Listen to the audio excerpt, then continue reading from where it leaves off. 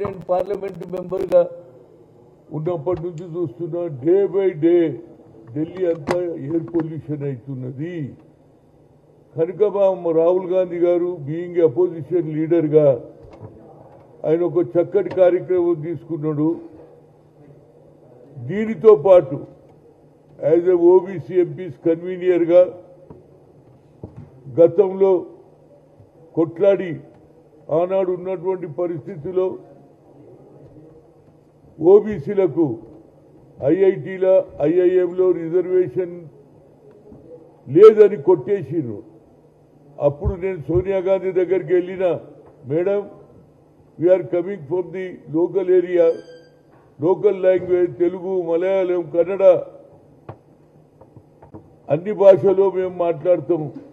కానీ టాలెంట్ అనేది ఎవరి సొత్తు కాదు. ఐఐటీలో All India Institute of Medical సైన్సెస్లో మాకు కూడా అవకాశం ఇవ్వాలని మేము కోర్టుకు పోతే సుప్రీంకోర్టు కొట్టేసింది. అప్పుడు మాకు ఇక ఎక్కడ పరిస్థితి లేదు, ఆల్టర్నేట్ ఒకటే పార్లమెంటు అని ఆ రోజులలో సోనియా గాంధీ యూపీఏ చైర్పర్సన్గా పోయి, మేడం మాకు అవకాశం రావాలి అని ఆలోచన చేస్తే ఆ అమ్మన్నది ఏం చేయాలి అంటే, అమ్మ పార్లమెంట్లో దీనికి సుప్రీంకోర్టు దీనికి డినే చేసింది కాబట్టి మా ఐఐటి ఐఐఎంలో ఓబీసీలకు మీరు న్యాయం చేయాలంటే ఏం చేయాలంటే ప్రధానమంత్రి మన్మోహన్ సింగ్ గారికి చెప్పండి, ఆయన పార్లమెంట్లో బిల్లు పెడితే తప్పనిసరిగా బిల్లు పాస్ అవుతుంది అని నమ్మికున్నది. ఎందుకంటే మెజార్టీ ఉన్నాం మేము, మోర్ దాన్ 52% ఉన్నాం, మాకు న్యాయం జరగాలని ఆలోచన చేస్తే ఆ అమ్మ మన్మోహన్ సింగ్ చెప్పింది పార్లమెంట్లో బిల్లు పెడితే అన్ని రాజకీయ పార్టీలు, ఎందుకంటే ప్రతి పార్లమెంటులో ప్రతి అసెంబ్లీలో మాదే మెజార్టీ ఉంటుంది, ఎస్సీ ఎస్టీ ఓబీసీ. కనుక వాళ్ళు అన్నారు అది ఓబీసీలకు మనం వ్యతిరేకం చేస్తే తప్పనిసరిగా దీనికి శిక్ష అనుభవిస్తుందని ఆనాడు ఉన్నటువంటి పార్లమెంట్ మెంబర్లు లల్లు ప్రసాద్ యాదవ్ కానీ, అదేవిధంగా శరద్ పవార్ గారు కానీ అందరూ కూడా, ఇంక్లూడింగ్ మమతా బెనర్జీ అందరూ కూడా మాకు మద్దతు ఇచ్చిండ్రు. ఆ బిల్లు పాస్ అయింది. ఒక్కొక్కడు ఐఐటిఐలో చదివిన ఇంజనీర్లు 1,20,000 జీతాలు, అదేవిధంగా ఆల్ ఇండియా ఇన్స్టిట్యూట్ మెడికల్ సైన్సెస్లో డాక్టర్లు అవుతున్నారు. కనుక నేను ఇవాళ రిక్వెస్ట్ చేస్తూ రాహుల్ గాంధీకి లెటర్ రాసిన, సార్ మీరు ఒక మంచి పని చేస్తున్నారు బీయింగ్ అపోజిషన్ లీడర్. మీరు భారతదేశంలో 4,500 కిలోమీటర్లు భారత్ జోడో కార్యక్రమంలో వెళ్ళినప్పుడు, తిరిగినప్పుడు, వాక్ చేసినప్పుడు ఎంతో మంది బీసీ ఎస్సీ ఎస్టీలు మైనార్టీలు అందరు కలిశారు, వాళ్ళ బాధ చెప్పుకున్నారు.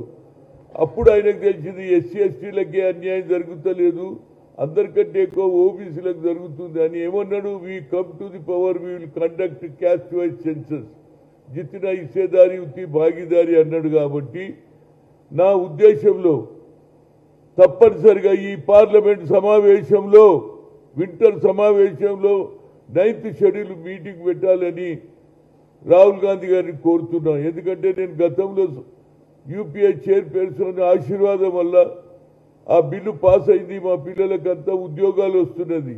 ఇవాళ దేశం మొత్తంలో ఒకటే సోషల్ జస్టిస్ జరగాలని ఆలోచన అందరికీ వచ్చింది. అదేవిధంగా రాహుల్ గాంధీ గారు we come to the power will conduct cost అన్నాడు, జితిన హిస్సేదారి ఉత్తి భాగీదారి అన్నాడు. కాబట్టి ఈ పార్లమెంట్ 9th ఈ శీతాకాల సమావేశంలో ఓబీసీ బిల్ పెట్టాలి. 9th షెడ్యూల్లో పెడితే తప్పనిసరిగా న్యాయం జరుగుతుంది. ఎందుకంటే అగ్రకులాలు ఉన్నటువంటి ఇందిరాగాంధీ భూ సంస్కరణ అమలు చేసి దున్నేవాడికే భూమి అని ఎంతో 20 అంశాల కార్యక్రమం పెట్టిన తల్లి, అదే అడుగుజాడల్లో నడుస్తున్నటువంటి రాహుల్ గాంధీ గారు ఇవాళ ఆ బిల్లు పెడితే మాకు న్యాయం జరుగుతుంది. ఎందుకంటే ఇక్కడ జరిగింది ఏదో మా పత్రికా మిత్రులకు తెలుసు. సుప్రీంకోర్టు పోతే మీరు హైకోర్టుకు పోమన్నారు, హైకోర్టు చెప్పేసింది 50% రిజర్వేషన్ దాటొద్దు. ఎందుకంటే ఇందిరా సహాని కేసులో ఒక డెడ్ లైన్ పెట్టిండ్రు, ఏ రిజర్వేషన్ అయినా 50% సీలింగ్ అవద్దన్నారు. గతంలో 10% ఈడబ్ల్యూసీ అగ్ర కులాలలో పేదవాళ్ళు ఉన్నారని ఆయన రిజర్వేషన్ పెడితే మేమందరం పాస్ చేసినాం. ఎందుకంటే అందులో కూడా పేదవాళ్ళు ఉన్నారు. కానీ నరేంద్ర మోడీ తనకు తాను ఓబీసీ అంటాడు కానీ దీనికి న్యాయం చేయమని కోరడానికి రాహుల్ గాంధీ గారే మొదలు కంకణం కట్టుకున్నాడు కనుక అదే ఆలోచనలో రేవంత్ రెడ్డి గారు కూడా ఇక్కడ 42% ఏది కామారెడ్డిలో డిక్లేర్ చేశాడు. దాన్ని అమలు కూడా చేశాడు. చేసి అసెంబ్లీలో బిల్లు పాస్ అయింది. ఆర్డినెన్స్ కూడా తీశారు. దానికి గవర్నర్ దగ్గర పంపిస్తే అది కోల్డ్ స్టోరేజ్లో పెట్టారు. ఢిల్లీలో కూడా మేము ధర్నా చేశాము. ఇంక్లూడింగ్ ముఖ్యమంత్రి రేవంత్ రెడ్డి కూడా ధర్నాలో పార్టిసిపేట్ చేశారు. కానీ అక్కడ కూడా ప్రెసిడెంట్ ఆఫ్ ఇండియాని కలుద్దామంటే ఆమె కూడా అవకాశం ఇవ్వలేదు. కనుక ఇక ఒక్కటే ఆల్టర్నేట్ మా అందరి భవిష్యత్తు బాగుండాలంటే 9th షెడ్యూల్లో పెడితే న్యాయం జరుగుతుంది. అప్పుడు ఎవరు వ్యతిరేకం చేస్తారో తెలుస్తుంది. ఎందుకంటే మా ఓట్లతోటే ఎవడన్నా గెలవాలి. ఎస్సీ ఎస్టీ ఓబీసీ మైనార్టీ ఓట్లతోటే గెలుస్తారు అగ్రకులాల వాళ్ళు ఎవరైనా. కనుక మాకు న్యాయం జరగాలంటే ఓబీసీ ఎంపీస్ కన్వీనర్గా నేను రాహుల్ గాంధీ గారికి లెటర్ రాశాను, పంపించాను. అదేవిధంగా సోనియా గాంధీకి, అదేవిధంగా వేణుగోపాల్కు, అదేవిధంగా all India OBC cell chairman Anil Yadav గారికి కూడా పంపిస్తున్నా. ఎందుకంటే మీ ద్వారా చెప్తున్నా. ఎందుకంటే ఇక ఏమి లేదు. ఈడ మేము ఎంత కొట్లాడినా ఎన్ని ధర్నాలు చేసినా ఈడనే లొల్లి అవుతుంది. ఇక ఢిల్లీలో కూర్చోవాలి అని అందరూ పోవాలి. చలో ఢిల్లీ, చలో ఢిల్లీ. దీంతో పాటు ఈ లెటర్తో రాహుల్ గాంధీ గారు తప్పనిసరిగా స్పందిస్తాడు. ఆయన బిల్లు పెట్టాలి.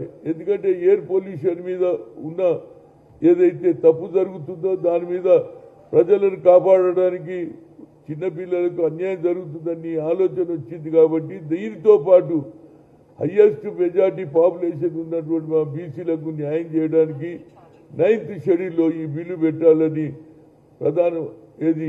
బీయింగ్ అపోజిషన్ లీడర్ రాహుల్ గాంధీకి కూడా లెటర్ రాశాను. వేణుగోపాల్ రాశాను, సోనియా గాంధీకి రాశాను, అదేవిధంగా రాహుల్ గాంధీ కూడా రాశాను. తప్పనిసరిగా బిల్లు పెడితే తెలిసిపోతుంది. మేము ఎంత కొట్లాడినా, ఎన్ని సంఘాలు, ఎన్ని కుల సంఘాలు, ఎన్ని ఓబీసీ లీడర్లు ఎన్ని చెప్పినా ఈడనే ధర్నా చేస్తుంది. కనుక వాళ్ళందరినీ నేను కోరేది ఎంత, పార్లమెంట్ జరిగేటప్పుడు 6-7 తారీఖులకు మీరు ఢిల్లీకి వచ్చేస్తే అక్కడనే రాహుల్ గాంధీని కూడా కలిసి అయ్యా మా బిల్లు పెట్టి, ఎందుకంటే ఇది 19th వరకే ఉంటుంది, 1st to 19th ఈ లోపల మనం 6-7 తారీఖులకు ఢిల్లీకి పోయి ఆడ కూర్చుంటే పని జరుగుతుందని అన్ని రాజకీయ పార్టీల వాళ్ళు కానీ, అదేవిధంగా ఓబీసీ ఆర్గనైజేషన్స్ ఎంతమంది ఉన్నారు, ఆర్ కృష్ణ కావచ్చు, జాజుల శ్రీనివాస్ కావచ్చు, అదే చిరంజీవి గారు కావచ్చు, ఇట్లా ఎన్నో ఆర్గనైజేషన్స్ ఉన్నాయి. అందరం పోదాం, ఢిల్లీలో కూర్చుందాం, న్యాయం చేద్దాం. ఎందుకు ఈడ ఏది చేసినా నడిచేటట్లేదు. ఎందుకంటే ఒకటే సీలింగ్ సీలింగ్ సీలింగ్ అంటున్నారు. కానీ 10% వాళ్ళకి ఇచ్చినప్పుడు మేము ఎక్కడ కూడా అబ్జెక్షన్ చేయలేదు. మాకు ఎందుకు అన్యాయం చేస్తారు? 76 ఏళ్ళు అయింది స్వాతంత్రం వచ్చి, ఇప్పటికీ కూడా మాకు అన్యాయం జరుగుతాయి. ఎట్లా మా పిల్లల భవిష్యత్తు ఇట్లనే ఉంటుందా? కనుక ఇవాళ సోషలీ, ఎకనామికలీ, చదువులో, ఎంప్లాయ్మెంట్లో, అదేవిధంగా రాజకీయంగా కూడా ఈ రిజర్వేషన్ ఒక కానూన్ అయితే, ఒక లా అయితే మా అందరికీ లాభం అవుతుందనే ఓబీసీ ఎంపీస్ కన్వీనర్గా అందరికీ రిక్వెస్ట్ చేస్తున్నా. ఈసారి రాకపోతే ఇక మన జీవితాంతం ఇదే ఉద్యోగం ఉంటుంది. కాబట్టి నరేంద్ర మోడీ తప్పనిసరిగా స్పందించాలని, నరేంద్ర మోడీ కూడా ఓబీసీ కాబట్టి ఆయన న్యాయం చేయాలని, ఆయన ఓబీసీ ఎంపీస్ ఇప్పటి వరకు నువ్వు ఏం చేయలేదు, ఇదన్నా చేయమని ఆయన కోరుతున్నా. అదేవిధంగా ఆల్ పార్టీ వాళ్ళు కూడా మాకు సహకరించాలి. అందరి ఇళ్లకు పోదాం, వాళ్ళు దండం పెడదాం, అవసరం అనుకుంటే కాలు మొక్కుదాం. వచ్చే తరం వారికి గురించి మనం ఎంత సాక్రిఫైస్ చేసినా అది మనకు న్యాయం జరుగుతుంది. అదేవిధంగా తెలంగాణ గురించి ఎంతోమంది ప్రాణాలు అర్పించారు కాబట్టి తెలంగాణ వచ్చింది. అదేవిధంగా ఈ ఓబీసీ ఉద్యమం ఇక్కడ కాకుండా మనం ఢిల్లీలో అందరు పార్లమెంట్లో కలుద్దాం, అందరు చీఫ్ మినిస్టర్ కలుద్దాం, రాహుల్ గాంధీ గారిని కూడా కలుద్దాం. దానికి తప్పనిసరిగా మా ముఖ్యమంత్రి గారు, అదేవిధంగా బట్టి విక్రమార్క గారు, అదేవిధంగా ఓబీసీ మినిస్టర్ అయినటువంటి మొన్న ప్రభాకర్ గారు అందరూ కూడా ఢిల్లీలో ఒత్తిడి తేవాలే. అప్పుడే మాకు న్యాయం జరుగుతుంది. ఇక్కడ ఏం జరగదు.